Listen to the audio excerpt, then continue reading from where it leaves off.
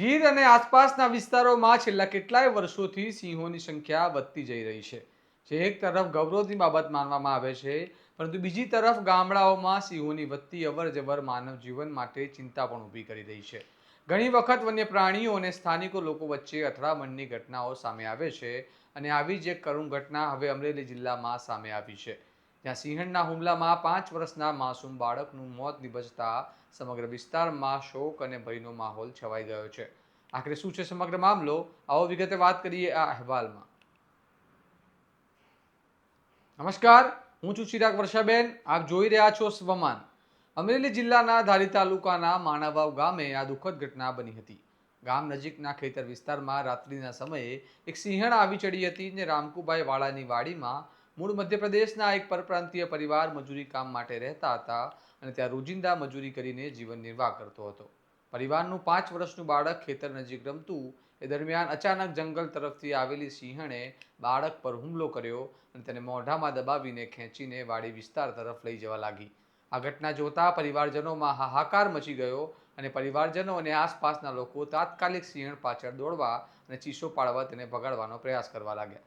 લોકો નજીક પહોંચતા સિંહણ બાળકને લોહી લુહાણ હાલતમાં છોડીને જંગલ તરફ નાસી ગઈ હતી. ત્યારબાદ પરિવારજનો દ્વારા ગંભીર રીતે ઘાયલ બાળકને તાત્કાલિક સારવાર માટે ચાલાલા હોસ્પિટલ ખસેડવામાં આવી હતી, પરંતુ દુર્ભાગ્યવશ તબીબે તપાસ બાદ બાળકને મૃત જાહેર કર્યું હતું.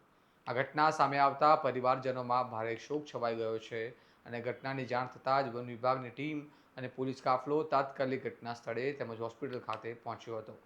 આ દુઃખદ બનાવને કારણે માણાવાવ સહિત આસપાસના ગામોમાં ભયનો માહોલ સર્જાયો છે.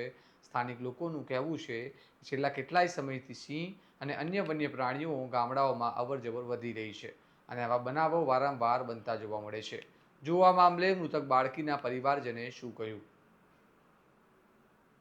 આમાં હું રહેતો ગામ પાસે બરાબર. આમાં પછી એ રહેતા હતા ઓલીવાડીએ. એ મારો ભાઈ ઈશ્વર મોટો, એ ઓલીવાડી રહેતા ને હું ગામમાં રહેતો હતો. ઈશ્વર આવ્યો હાજે ગામમાં, અને એના મમ્મી ને એ છોકરો રહેતા હતા ઓલીવાડીએ બરાબર.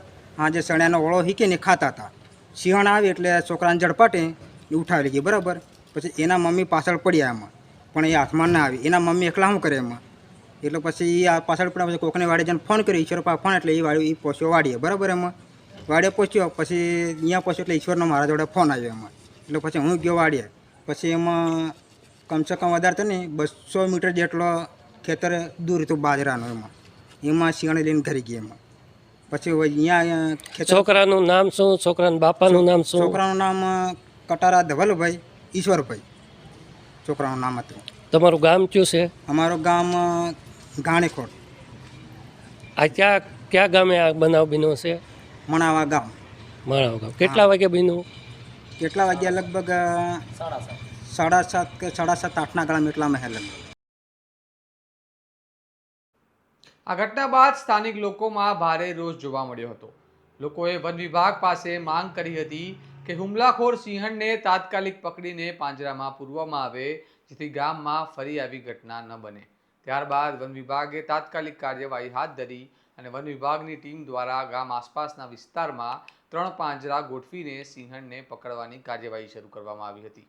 મહત્વની વાત એ છે કે થોડા જ કલાકોમાં વન વિભાગની ટીમ હુમલાખોર સિંહણને પકડવામાં સફળ રહી અને તેને પાંજરે પૂરવામાં આવી હતી. આ પગલા બાદ સ્થાનિક લોકોમાં થોડો રાહતનો શ્વાસ જોવા મળ્યો છે, પરંતુ 5 વર્ષના માસૂમ બાળકના મોતને કારણે પરિવારજનોમાં ભારે દુઃખ અને શોક છવાઈ ગયો છે.